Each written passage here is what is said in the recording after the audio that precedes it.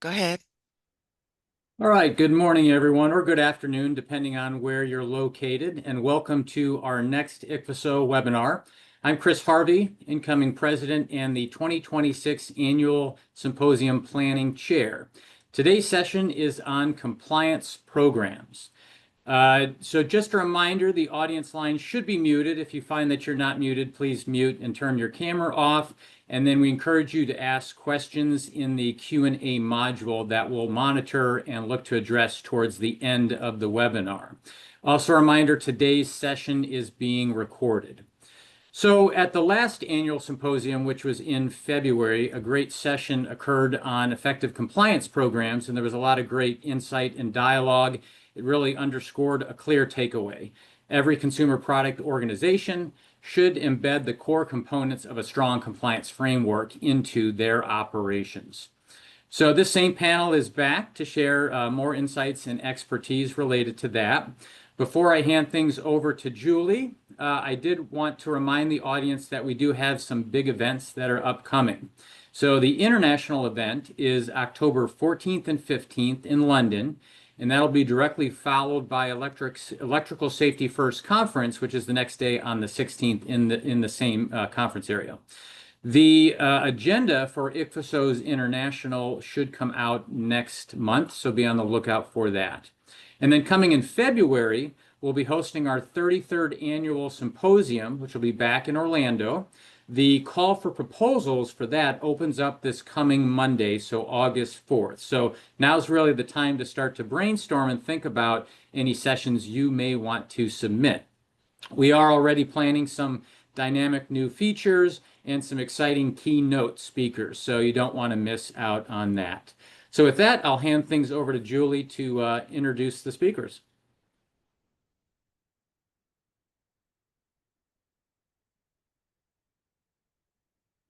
Julie, you're on mute.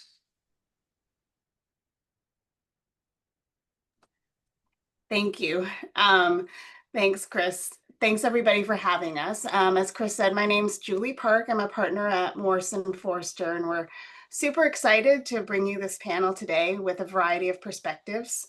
My perspective as outside counsel, I'm joined by Jason Hertzberg from Exponent with his technical expertise and his decades of experience in failure analysis and root cause investigation and implementing product safety programs for companies, and Nathan Mao from Whirlpool, who's in charge of compliance there and brings you the in-house perspective. So today we wanted to talk to you a bit about product safety compliance programs and what the components of a good product safety compliance program are. As we go through this agenda today, it is just, we wanted to really offer some tips to you and talk to you about proactive versus reactive product safety compliance steps that you can take, and really give you some pro tips that you can take back to your companies or to your clients, depending on, where you work and what your role and position at that company is. So we wanted to open up by getting a sense of where all of you are on your product safety compliance journey. And so our first polling question, if you could just answer on the screen, you should be able to click here. If you work at a company that manufactures, imports, sells, or distributes consumer products, do you have a product safety compliance program in place? Yes, no, I don't know, or what is a product safety compliance program?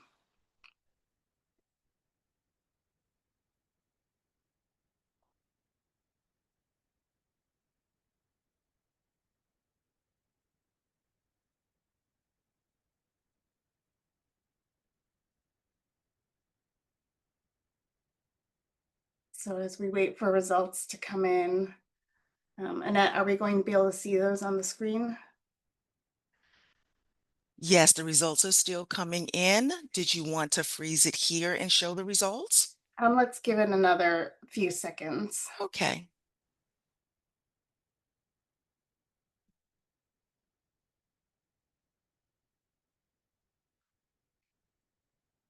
Great. So we're here with ICPHSO, so I'm not terribly surprised to learn that 93% of participants today have a product safety compliance program in place. And for the 1% of you who doesn't know, or 6% who don't have one, we're thrilled to have you and hope you learn a few things today that you can take back to your team. So I'll turn it over to Jason to maybe introduce himself a little more and talk about what is a product safety compliance program.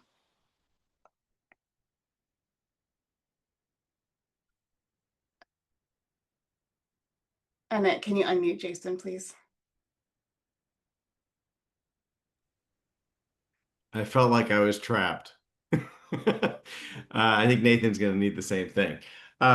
Okay, nice to see everyone. Yeah, I think as both Chris and Julie mentioned, it's really interesting to see just how things have developed and evolved over the last year. When we talked about doing this topic in 2024, it was still a very important concept, the concept of product safety compliance programs. But as most, if not all of you may know, it got a lot more interesting in the last month or two in terms of the criminal prosecution and the sentencing of two corporate executives to federal prison. It got another layer of realness on top of it in terms of the importance and the emphasis and the lens that's being placed on product safety compliance programs by both CPSC as well as Department of Justice. So it's really important to understand, what is it? And it's a bit of a nebulous term, but hopefully this program and these couple of slides will kind of make it a little clearer. So it's really an internal program. It's within the company. It's targeted at consumer product safety specifically. You could argue there's a bit of an overlap and a blur area between safety and quality, but it's really focused on safety, quality aspects that affect safety, and compliance with relevant product safety laws and regulations. A comprehensive and sustainable program will empower employees to promote, encourage, and emanate product safety within their tasks and their responsibilities. And it really is ideally most effectively integrated into the normal course of business, as opposed to being kind of a standalone, separate, distinct process or viewed as something that just kind of stands off on the side. And you do the safety thing, but then we also kind of run our business here on the side, and they're kind of kludged together. It works really well when it's an integrated part of the normal course of business and how products are made, consumer products are made. So what a product safety program is not, well, it's not focused on certain types of safety like OSHA, occupational safety, personal safety kind of stuff. It's not focused on overall product performance and general quality. It's not focused on reliability. It's not focused on customer satisfaction. It is very, very centered and focused on safety, on product safety, much like the CPSC's charter. So that kind of gives you a little bit of a brushstroke of kind of framing it. But you can really think of a product safety compliance program as all product safety related activities within an organization, everything from culture to training to product development to production to after sales to reporting and recall process, that whole kind of product life cycle, if you will, with consideration for all of the relevant stakeholders, who's responsible, who's involved in these activities, and then the underlying systems and the databases that enable those activities. So that's really the way that we view it when we kind of approach product safety program reviews. And kind of to help frame this, a tool that we at Exponent have used in the past as a part of our analysis to document, to analyze, and to look for gaps in a product safety compliance program is a RACI chart. And that is a tool that we use, kind of a bit of a dashboard, to assign roles to stakeholders who are responsible, accountable, consulted, and informed for a given safety-related activity. Next slide. Okay, hang on one second. I need to. And while we're switching slides, as Julie said, in terms of kind of a bit of a background, I've been working on product safety program compliance reviews for multinational companies, in Asia, in the US, and other parts of the world. But this is an area that I'm seeing personally is really developing, and there's a lot more awareness and interest in this space, which is good to see because certainly, the agencies and DOJ certainly have the expectation that it is in place and that it is effective within an organization. So why is it an important part of a company in today's world? Well, fairly obvious, both external and internal considerations. In terms of external considerations, first and foremost, we're protecting consumers, right? A consumer product company needs to protect consumers when they're making their products. It's kind of obvious there, whether it's part of the, explicitly part of a code of conduct or a mission statement.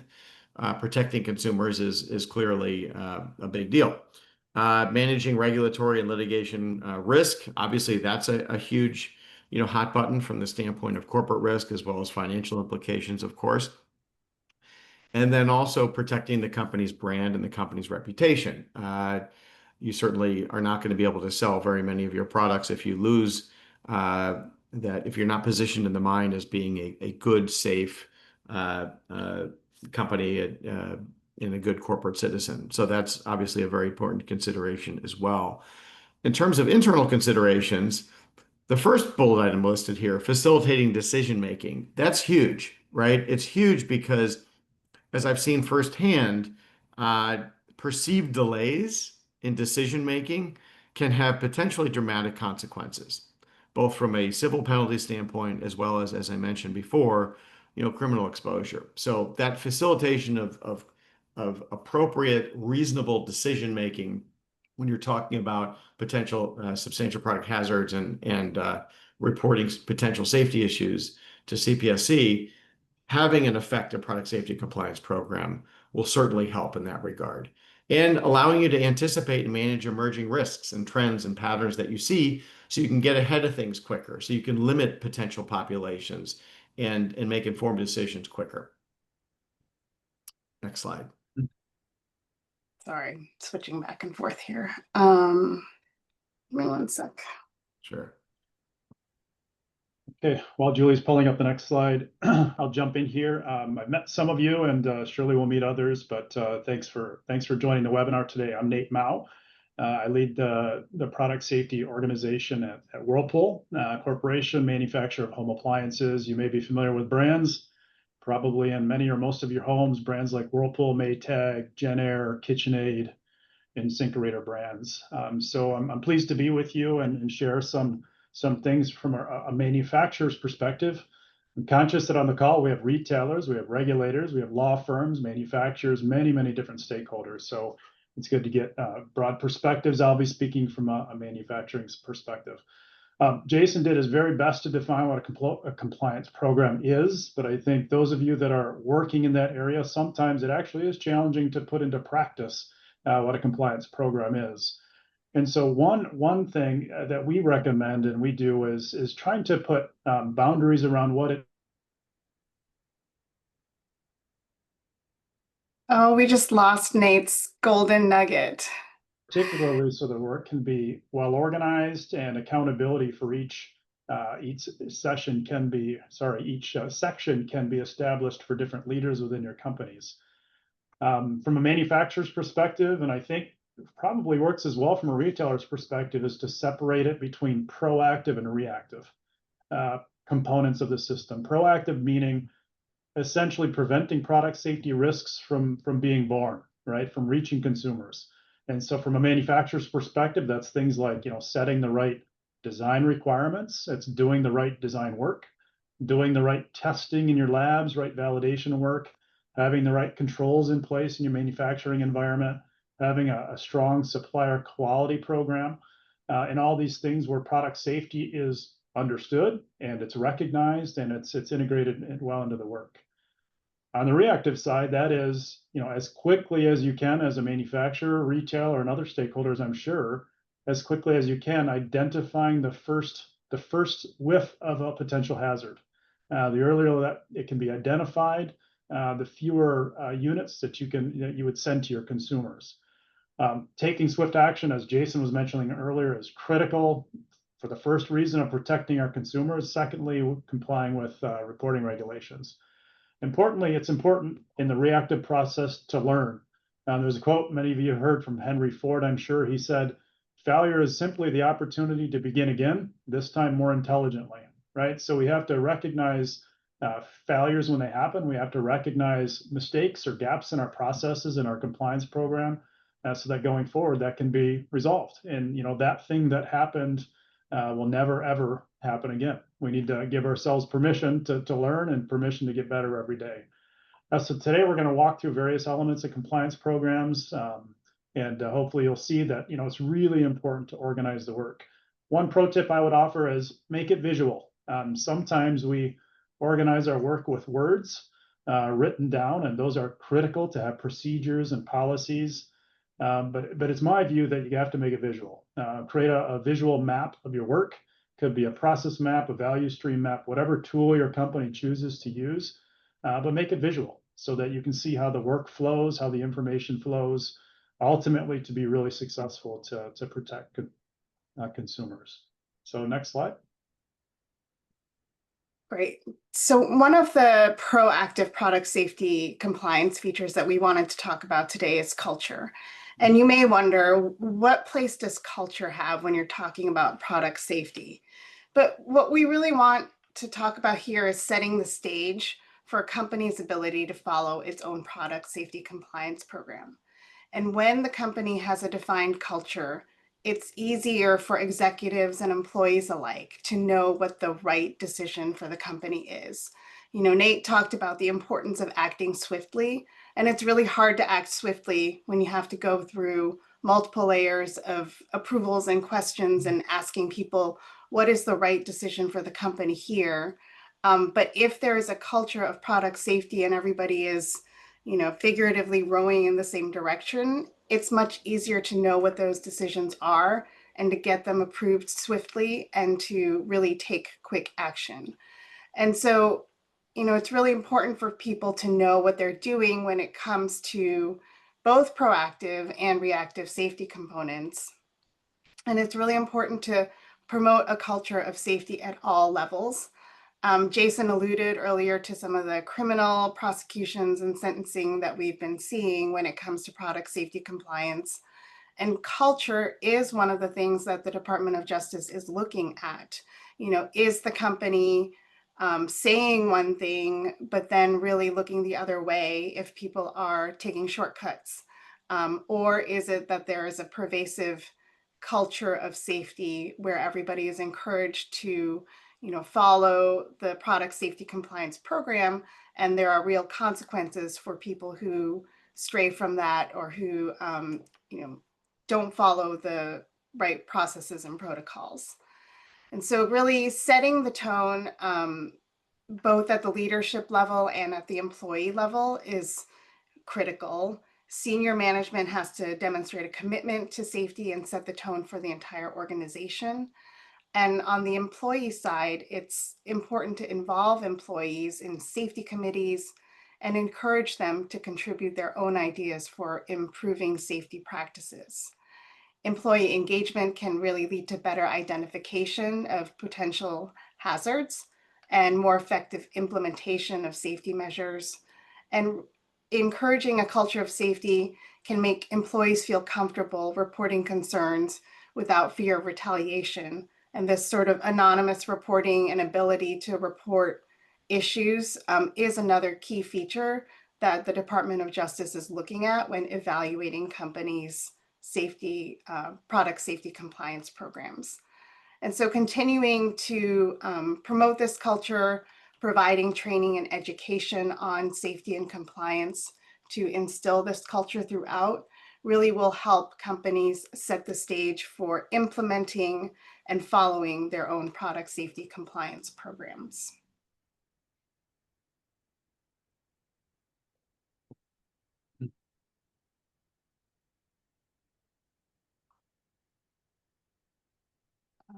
Okay, Annette, if you could launch the next poll. So the poll question number 2 says, one of my company's core values is what? Please fill out the poll.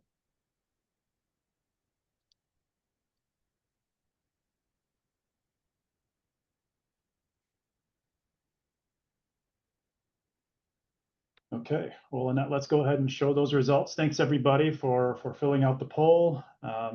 All of the above, wonderful. So we're saying our companies have core values of many things, you know, protecting our employees, protecting our consumers, and ultimately through the ways of product safety. So thank you for answering the poll.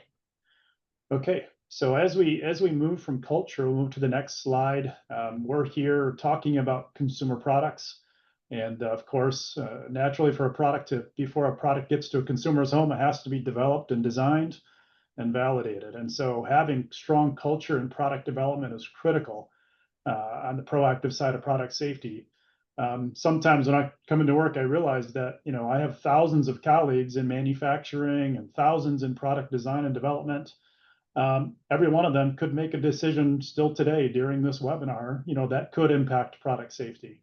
And so it's impossible for your and my compliance teams and safety teams to be involved in every one of those decisions. Could be a decision on designing how a sheet of metal is formed or bent or cut. It could be happening right now. It could be a decision in manufacturing. Maybe the line shut down just now, and there's decisions being made right now about how do we get that line back up and running to convene production, and how do we do the right checks to make sure that we're producing what we think we're producing. And so we can't be there everywhere as these decisions are being made. This is where culture comes in. Culture needs to be the thing that is there when those decisions are made. So on top of that, from a product development perspective, one of the first principles we should all have as we're developing products is, yes, of course, we're going to comply with applicable regulations. But in my view, that's not enough. Companies need to have the principle that we're going to design safe products and comply. And sometimes those are one and the same, sometimes they're different. But if you watch the recalls that are out there, you know, of course, a lot of those recalls are on products that do comply.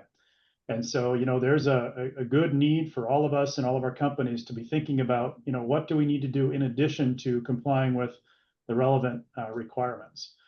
I'd say, you know, another thing about product development is probably each company here has some form of a product development process. The steps that are taken, you know, along the way to develop a product before we put it into the market.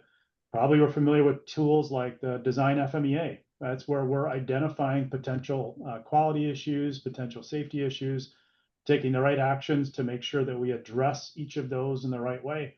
Maybe a challenge to you is that enough? You know, is the FMEA a sufficient tool to have really robust conversations around product safety matters and potential hazards? Is it enough? If not, what else can be done? You know, what other tools can you design or develop that you can use within your product development process to ensure that products are being designed with safety at the forefront? I would suggest having a mantra as well in your hallways around your technology centers where these decisions are made. One that we have and one that's probably familiar to most of us is just the simple 3 steps of identify, evaluate, and close. Right? Identify, have tools in place and process in place to identify all potential hazards, have standard ways to evaluate those, and then make sure there's a way to close those hazards. One of the things I think is super important as we're going through that process is having a closed loop process. Simply means if there is an issue, make sure it's identified, written down, and have a system, a database, a process in place to make sure that every potential safety issue that's identified also has appropriate closure. You know, and the right people are involved in evaluating that issue and making sure that the right level of diligence, the right level of discipline is used to make sure that we're not allowing that hazard to reach consumers. So have a mantra, build it into your product development process, make it something that's heard in the hallways to ensure safety is always at the front of the mind when these decisions are being made. So if we can go to our next polling question.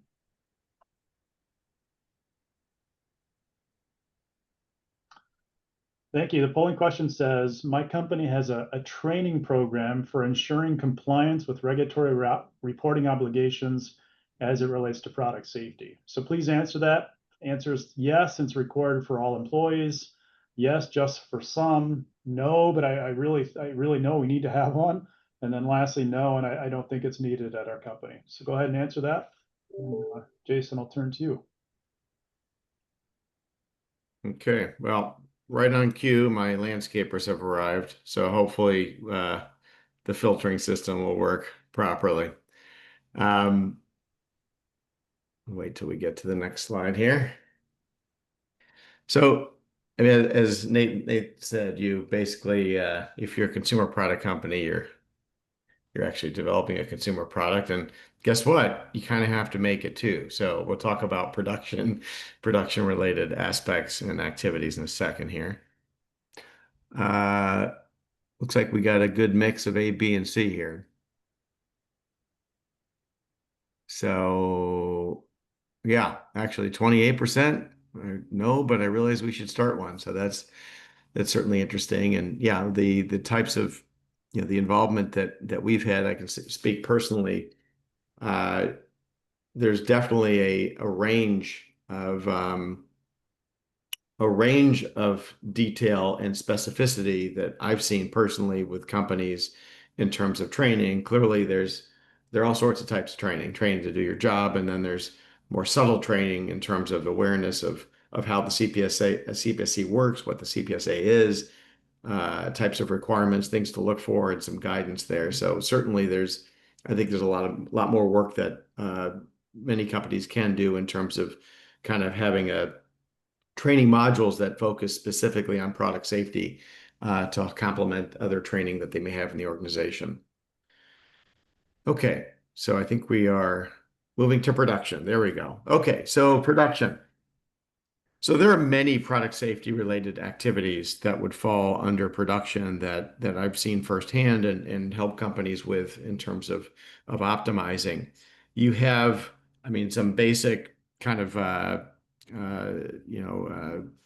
equipment aspects that are very important, ensuring that your equipment is calibrated, that it's capable of producing parts and products that meet the specifications that you've painstakingly put forward in terms of design that Nathan talked to before.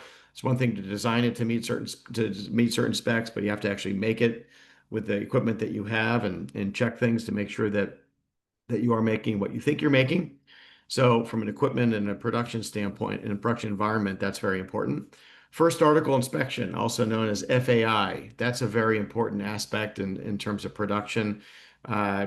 Checking at the beginning of each batch or shipment of supplier components that are coming in, making sure that the dimensions are correct, making sure that if you're talking about metallic parts, that the hardness values are right, that your chemistry is right, and making sure that batch, that block of material or components coming in are meeting, once again, your engineering drawings and specifications. Or also looking at it from a production shift standpoint. First article inspection is also very important there. Once you start going down the production line, you have what are known as critical control points, right? CCPs, as some companies call it. And those are really important from the standpoint of quality control checks on the production line to ensure safety, to ensure that you are, again, checking the most critical safety related aspects of your product that you've defined potentially from a DFMEA in your product development portion of your life cycle, and making sure that nothing goes out the door unless those aspects are checked and verified and documented and available for future reference. So what are a couple of examples of that? Let's say you're making a dehumidifier, right? Refrigerant leaks, 100% check. Probably something that you're going to be wanting to do. If you're talking about you have certain welded connections, well, the weld strength may be extremely important from the standpoint of the safety of a product. So 100% inspection on that. Those are critical control points where if it's not met, it's not going to be a safe product. There are tools that certain companies are using and others can use, involving new technologies, not new technologies, but technologies like RFID or QR codes, where you can have a traveler system that's designed to prevent the assembly line from continuing if you failed a certain test, right? A lot of times, old school way, you have sheets of paper and you have inspectors and they're checking a box or looking at something and the assembly line keeps going. Well, if you have technology enabling you to have data and test results that are uploaded, and if that is a failed result, that the assembly line physically stops, that's a real move forward from the standpoint of safety, ensuring that you don't have failed products that are making it out off the assembly line into a warehouse. Major consideration in terms of production is traceability, and traceability of the test records that I'm speaking of, batch numbers for parts, for raw materials, serial numbers, and being able to search back this production data in the event of a safety issue, which can really help you narrow a potentially affected population if and when there is an issue that you spot, either while you're in production or down the line. Many cases, the devil lies in the ability for a company to establish traceability and to show that through their documentation. So a pro tip here would be really that, the more traceability that you can build into your product and your production process, the more likely it is that you can limit the scope of your population and potentially save a lot of money and headache and exposure in the event of a recall. Okay, next slide. Okay, thanks, Sending it back Jason. to And Nate, right? Yeah. yeah, so I think it's at this time from a manufacturer's perspective, we're shifting from the proactive side now to the reactive side. So if we did all that right, as Jason just described, now we've got products sitting in our warehouse ready to go to our trade partners, to our customers. Then they're going to be used. Now they're in homes, right? So we're really in that reactive phase, that monitoring phase of product safety. I think one thing that all of us have acknowledged very well in the last few years is the world is a different world than it was before, right? It used to be complaints were largely letters or phone calls, all captured in words from our consumers. And those are the few ways that a consumer could get a hold of a company. Now it's different. Consumers are journalists, they're influencers, they're investigators. Nearly every one of them has very professional camera equipment with them at all times. And there's a lot of benefit to that. We're getting a lot more and better information from our consumers. The challenge is making sure we're listening to and absorbing and assessing and analyzing all that information. And so that's the challenge I'll put out. What are your channels? How are your consumers talking to you? And are you listening to all those channels? But of course, listening isn't enough. We're monitoring the field well. That's a first step. Now we have to make sure we're assessing that information, analyzing that information, and taking action where appropriate. This goes without saying, we're all flooded with feedback from consumers across all those channels. Without a doubt, some of those channels are easier to understand and interpret with better information, more accurate information, more useful information. And some of the channels aren't that, but still useful in our ability to identify as soon as we can whether there may be a product safety issue. And so we need to have a process and capability to find the signal in all that noise. We need to do it with caution and care. If you're into statistics, you'll realize there's two risks here. One is missing the signal, right? So a consumer told us about an incident for a variety of reasons in our compliance system. That data didn't get to the right people, didn't get to the right database, didn't get to the right process. That's a risk. The other risk is finding and acting on signals that are false, right? And of course, the risk there is you're taking those critical resources that you have to assess information, to analyze information, to look into root cause, and you're asking them to go find a issue that never actually existed. And so we have to find the right balance and have the right tools and capabilities to be able to sift through that huge sea of information and collect the right information. An important thing, I think, to make sure that's clear in your system is Who is collecting the info? Do they understand what their responsibilities are? Do they understand once they have the information at their desk, what they do with it next? And just to encourage that all that information is flowing into one place. You might call it a data lake, you might call it something else, but ultimately all the data, whether it's coming through social media, whether it's coming through your field service organization, it's best to have all the information in one place, so you can then put a team on that to analyze the data, identify signals as soon as they become available, and ultimately act on the information, right? Do something with the information. A pro tip, as I said earlier, is have a closed loop management system. When a person identifies an issue, where do they write that down, right? Where do they write that down? Could be a database, could be a spreadsheet, depending on the scale and footprint of your company. It could be a whiteboard, or it could be a more advanced quality system like a corrective action and preventive action system, a CAPA system. But in any case, you need to have a place where these things are written down. And then closed loop means it's acted on. And before we put that issue in the background, we make sure we've taken all the right actions in order to close that issue. Things like, what do we need to do with the design? You know, we're still manufacturing that product today. Things like, is a recall appropriate, necessary in this situation? And lastly, and importantly, do we have a reporting obligation, you know, to the relevant authorities to make sure we're complying with all the relevant reporting obligations? So have a closed loop system in place. Okay, next slide. You pull in question number 4, and I'll read it out loud. It says, what complaint data sources does your company use to monitor product safety in the field? Select the one that you use the most. Go ahead and answer the poll.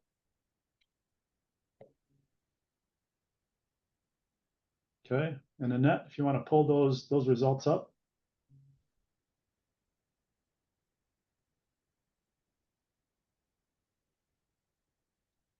And as those results are pulling up, next we're going to turn to the very important aspect of doing failure investigation and root cause analysis.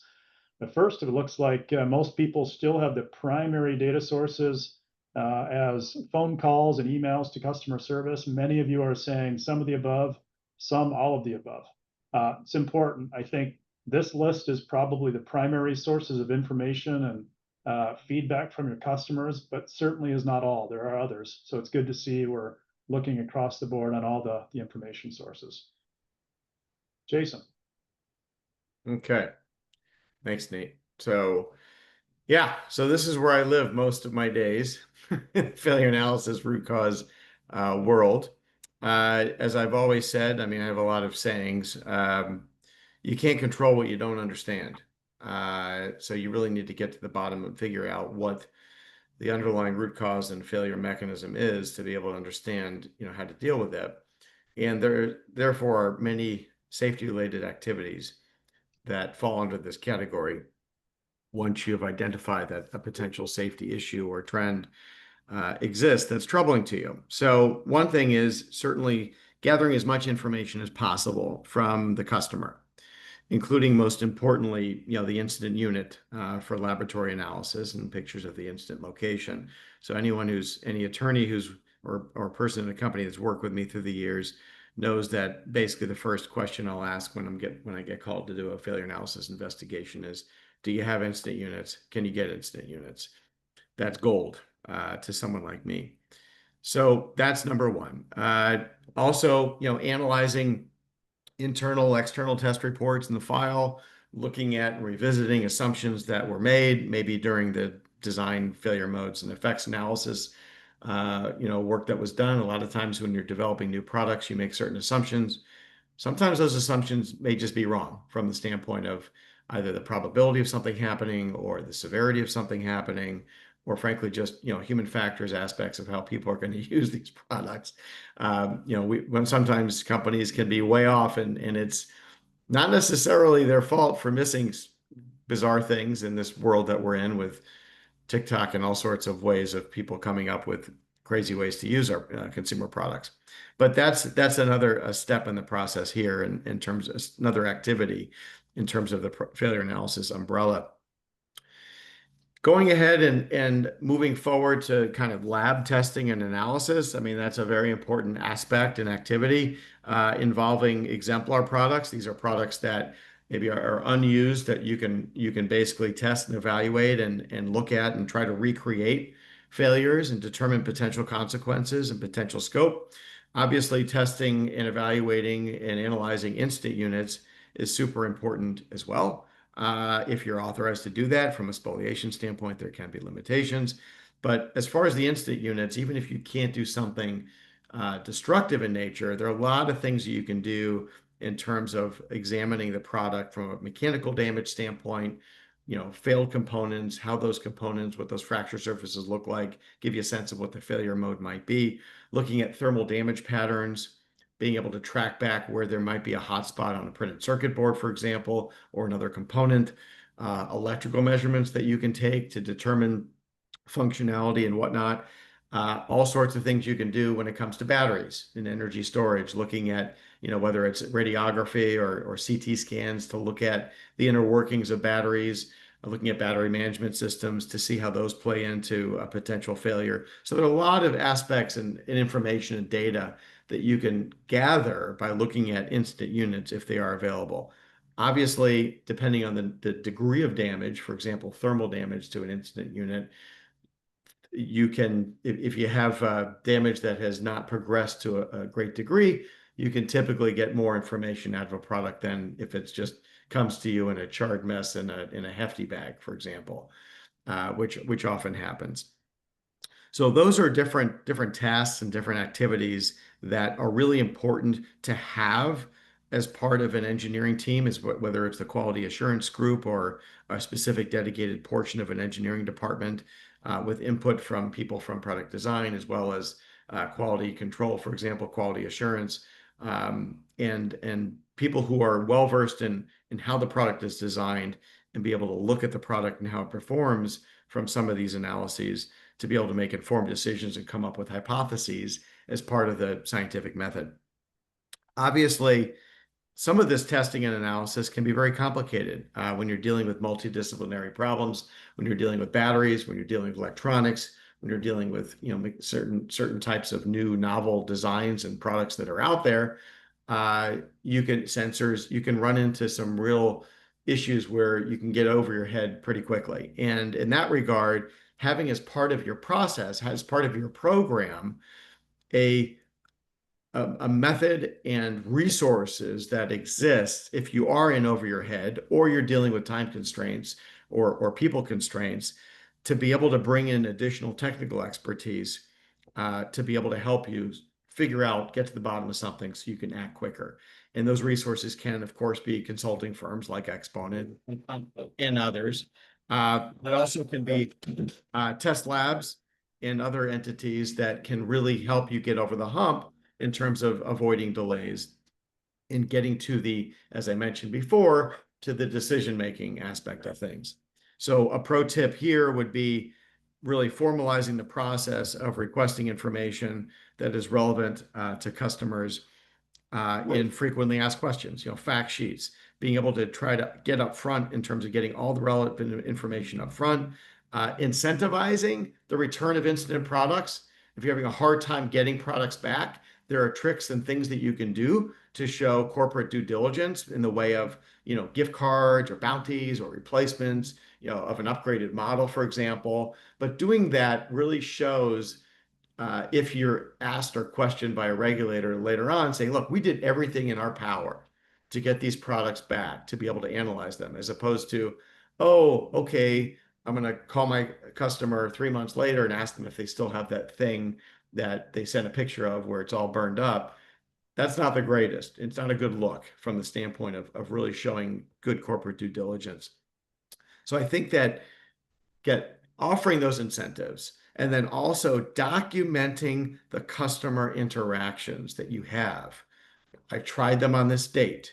I asked them to send it back. I gave them a label. I gave them, and showing the timeline of saying, I've tried multiple times to get this back. And this customer either just was lazy, ignored me, didn't respond. There's a lot of value in that, even if you can't get that product back, to show that you tried as a company. So that's kind of another, I guess, pro tip, is the documentation of that process, and that those attempts is really important from a company in a risks in an exposure perspective in this day and age. Next slide. I think it's still on me. Yeah, risk assessment.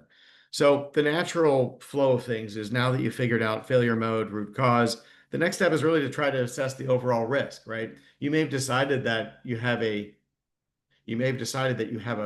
failure that has occurred, but you can have a lot of failures that occur with products that just don't rise to the level of a substantial product hazard. It may be more of a nuisance, maybe a little bit, a puff of smoke, and it's not toxic, and that's the end of it. It's more of a quality, reliability, customer satisfaction aspect, as opposed to an actual safety recall. So how do you really kind of figure that out and get to understanding that? Well, you have to look at risk as a good way to look at risk is in terms of probability and severity, looking at it as a product of the two. That's how it's typically looked at. I would argue that there's the additional layer of exposure time that needs to be taken into account in terms of how many exposure hours there are to a customer. So you can look at that as an added element, as opposed to just a raw parts per million argument. So over the course of the lifetime of the product, that's an extra layer that can be considered. But certainly probability and severity is a good way to first blush look at it and try to understand, do you have a high likelihood of a severe injury, but no reports yet? Well, this doesn't mean that you don't report or recall just because no one has come up with an incident or a property damage or a personal injury. Recalls can certainly happen before any reported issue has made its way to you, if you as a company know that there is a good likelihood that things are going to end poorly. So by performing aggressive but realistic laboratory testing, this can help you understand whether the Death Star's aligning scenario is real, as I mentioned, in terms of consequences. And it can be very compelling. I mean, leading the way with statistics and a statistical analysis of your data alone, in my experience, is not a really great or powerful or effective approach. It really comes down to, in my book, and what I always try to do is have a combination of both an empirical testing approach coupled with a data statistics approach, marrying those two together, seeing whether the statistics make sense and corroborate what you're seeing in the lab, what you're seeing in the field. And that's a much more powerful argument to make to yourself as well as regulators. So testing and lab data always wins in my book if you have to choose between the two. And that's something that just really needs to be looked at. I think that looking at publicly available data, injury data, whether you're looking at the NICE database or NICE database, depending on where you're from, potato, that can help in terms of framing risk based on industry data, just from a relative perspective. And we've used this approach to try to understand risk. I think the other thing is, using a tool, even though it's not the US, the EU RAPEX tool, that matrix, is an interesting way that you can try to look at your data in a more quantitative view in certain circumstances. I don't think it works in all circumstances to use it as a arrears looking analysis. But if you have really robust data of product over a period of years, so you have a lot of time and a lot of product out there, and if you have good complaint data, you're getting good complaint data in terms of reports of whether it's injury or property damage, and you have all that probability data plus your severity data, and you couple that with laboratory analysis, and you look at the time to failure to make sure you're not running into a wear out type problem or a infant mortality problem, and it's more of a random type failure situation. I've been able to use that approach in terms of looking at and assessing risk from a quantitative standpoint. So that's another tool as well. Okay, I think we are running low on time, so I'm going to go ahead and I think move on to polling question. My company's process for identifying emerging safety issues is the following: absent, ad hoc, partially defined, or optimized. So we'll let you answer that.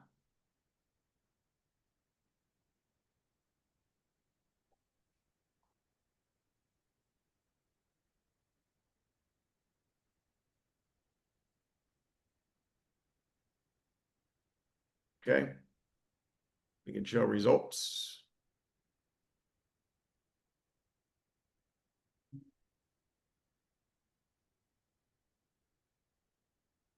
Okay, so we got a bit of a mixed bag. Room for improvement in some cases. All right, on to the next slide. All right. So one other component of reactive product safety that, as a lawyer, is near and dear to my heart is regulatory reporting and recall decisions.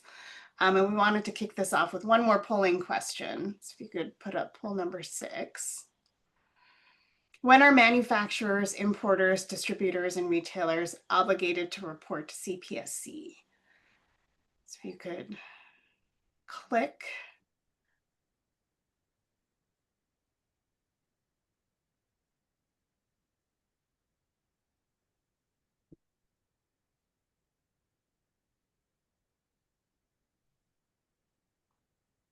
All right, why don't we go ahead and share the results? So we've got a variety of responses here. You know, it depends, all of the above, if the product doesn't meet manufacturing specifications, if it's hurt somebody. You know, there's a lot of different perspectives on what is reportable, but the legal obligation is that manufacturers, importers, distributors, and retailers must report if they obtain information that reasonably supports the conclusion that a defective product could create a substantial risk of injury to consumers, a product creates an unreasonable risk of serious injury or death, or a product fails to comply with an applicable consumer product safety rule, or with any other rule, regulation, standard, or ban under the CPSA or any other statute enforced by the CPSC. So the question is a bit of a trick question because not all the options are really lined with, you know, what the text of the statute and the regulatory requirements are. But we really just wanted to highlight that it's not a black and white decision to be made. I know there have been some questions and people have been thinking a lot about what is the role of CPSC in this new environment. And there seems to be some, you know, less engagement from the Consumer Product Safety Commission on some of these regulatory issues. But what we really want to emphasize with you all today is CPSC is not the only enforcement agency in town when it comes to product safety compliance. And the Department of Justice is empowered and authorized to bring its own investigations, regardless of whether it gets a referral from CPSC. So, you know, you don't want to be in a situation where you think, well, this may be in the gray area. CPSC is not paying attention. I'm just not going to report and we'll deal with it on the back end and maybe do a silent recall or maybe take care of this in a way where we think we're meeting our obligation to promote consumer safety. That is not the right way to be thinking about it in today's environment, because the Department of Justice is out there looking for ways to prosecute. They see this as an area that is ripe for money, monetary penalties, and they will pursue aggressive enforcement if they think that there's been a willful and knowing violation of the Consumer Product Safety Act. You know, one of my partners is a former DOJ prosecutor, and he's been involved in many of these investigations. You know, we can't talk about them because they're not public, but just know that they are out there and they exist, and that it makes it even more important to really evaluate what is the reporting obligation, are we complying with it, and significantly, what are the risks that are associated with a decision not to report, and how are we documenting it if we truly believe that there is no obligation to report here. So with that bit of scare tactics, I think I'll turn it over to Nate to talk a bit about continuous monitoring. Yeah, I would just say as we wrap up here, we just got a few minutes, want to leave some time for questions. But just as we wrap up, I mean, any system, any consumer product safety compliance program is imperfect, right? And I think, as I talked about earlier, without a doubt, you will learn gaps in your process, in your system regularly. And so the encouragement here is again, as Henry Ford said, use it as an opportunity to improve, not as an opportunity to blame. And so, I think if you put the right culture in place, employees and leadership can see that, we're always improving. We have the right to continue to improve, the right to get better. And then that should be the underpinnings of our system, is always making it better. And so make sure you have a system for that, right? Where does an employee give a suggestion on how to improve? Having a system and a way to even log those shows the team, shows the company that's welcomed, and then making us better each and every day. So just make sure that underpins the whole system is the need to improve. Okay, next slide.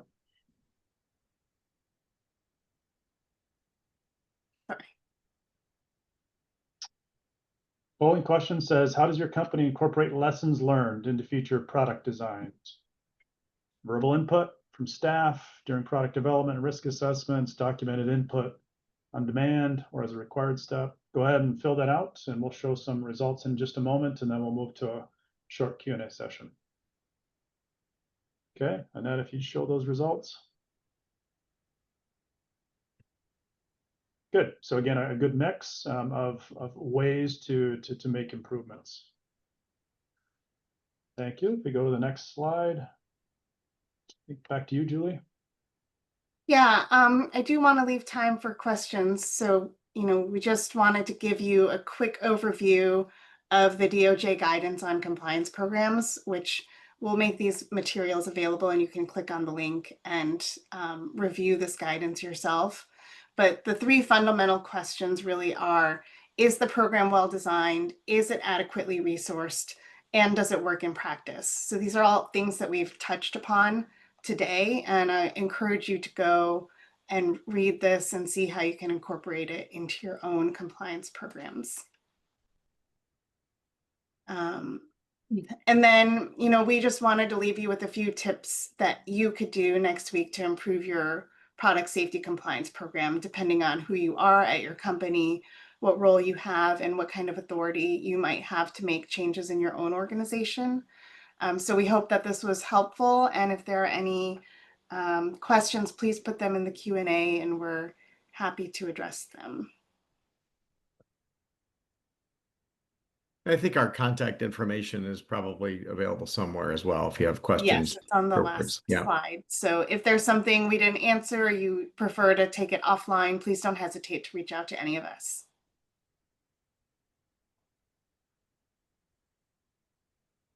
Okay. Looks like we do have 3 questions that I can see. 3 questions in 2 minutes. Yeah, one of the questions I can bring up here, do you anticipate the merging of the CPSC into HHS in the future? If yes, do you think this will change regulations in product safety? So I know there was the leaked budget that showed that CPSC was going to be appropriated into HHS. Notably, the money allocated to CPSC wasn't significantly less than what its operating budget was for this year. So I don't think that the idea is to defund the CPSC. I see it being more akin to a Health Canada type of situation where, Health Canada has the FDA and kind of CPSC type functions all under the same umbrella to look at how we are protecting consumer and citizen safety. So I don't anticipate a huge sea change. And of course, this is a big if this even happens. We have 3.5 years left to find out, I suppose. There may be time for one other question. There was one about, I'm not familiar with U.S. law, so please forgive me this question. Are PSCPs obligatory for U.S. companies? And furthermore, do you think the European Commission is trying to get the European companies to establish them with Article 14 of GPSR? So somewhat granular question there. Some of it was answered, but any comments on that one? Yeah, so product safety compliance programs aren't required in the sense that there is a regulatory or statutory requirement and that there is some sort of specified consequence for violating it, the way you might get a $400 ticket for speeding 20 miles over the speed limit. But they are required in the sense that it's a key component of demonstrating that you have a method to ensure product safety and that you have a system in place so that you are complying with those statutory and regulatory components. And when a regulator or an enforcer comes along and sees that you may not be following those requirements and they want to know why, they are going to look at your product safety compliance program. And the more robust your program is, the less likely you are to incur significant penalties or fines. Yep. Or worse. Or worse. Yeah. If you want to put up the contact information, I know we're out of time. So I do want to give a big thank you to you, Julie, Nate, Jason, for your participation and sharing all of your wonderful insight today. Also thank the audience for joining. If you have future ideas on webinars, we'd love to hear them as well. We know that enforcement is high right now. Global regulatory risk is still high. Liability is still high. Brand protection is more important than ever. So we're at ICPHSO. We are customizing some new programming to address these issues and more, and we're excited to roll out a few new things as well. But thank you all very much. We look forward to seeing you at upcoming events, and thank you and have a good rest of the day. Thanks, everyone. Thanks, everyone. Bye-bye.